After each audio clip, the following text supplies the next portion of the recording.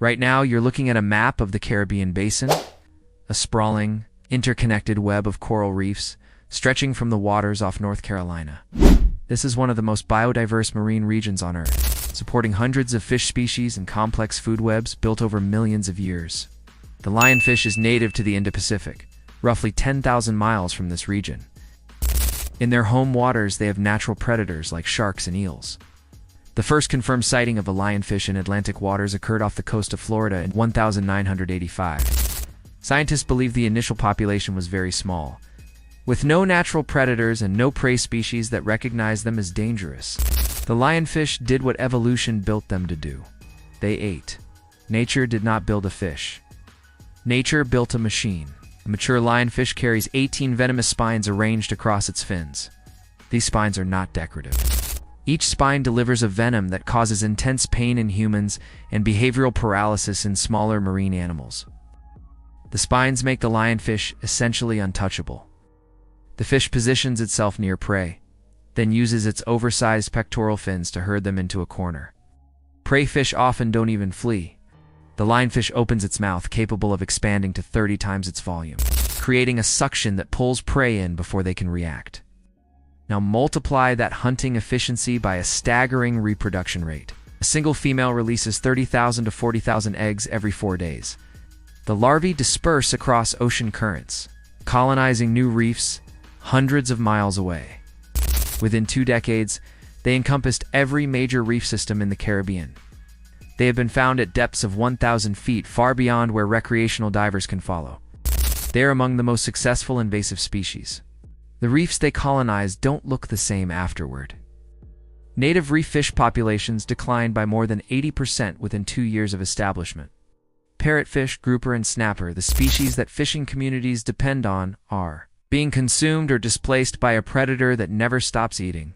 The carrying capacity of these reefs is being systematically reduced. What made this worse was the same phenomenon that made it possible: prey navite. Scientists studying Caribbean reef fish behavior found that native species displayed almost no anti-predator response to lionfish. They didn't flee, they didn't alarm, they didn't mob. A fish that has spent its evolutionary history learning to recognize the body shape and movement pattern of its local predators has no cognitive framework for a creature that looks like nothing it has ever encountered. The lionfish doesn't trigger the alarm systems built into Caribbean fish.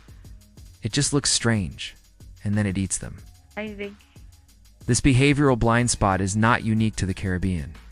Ecosystems evolve their defenses against specific threats. Remove the threat, or introduce a novel one, and those defenses fail. The prey population pays with its life while evolution slowly catches up. The question, then, is whether anything can stop it. The honest answer for marine biologists is probably not completely.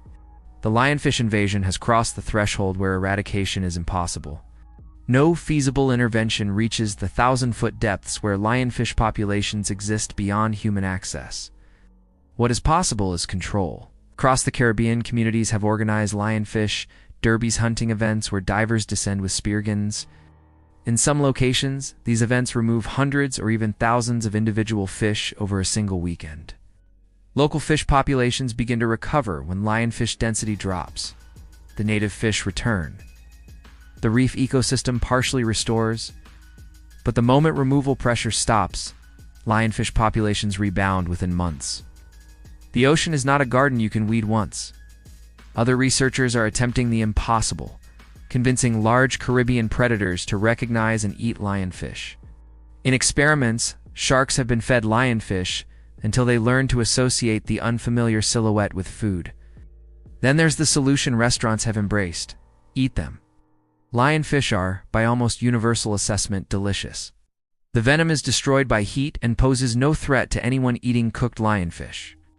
It is the ethical seafood choice. Here's the truth. The lionfish is doing nothing wrong. It is eating because it evolved to eat. It found an environment and thrived. The responsibility lies in the casual decision of aquarium hobbyists who didn't know or didn't care what releasing a non-native species would mean. The lionfish didn't invade the Caribbean, it was delivered there. And now, every 4 days, a female releases another 40,000 eggs. Remember this the next time you look at a tropical fish tank. Because behind the glass, evolution is waiting for a door to open. Thanks for watching. Stay curious. Stay wild.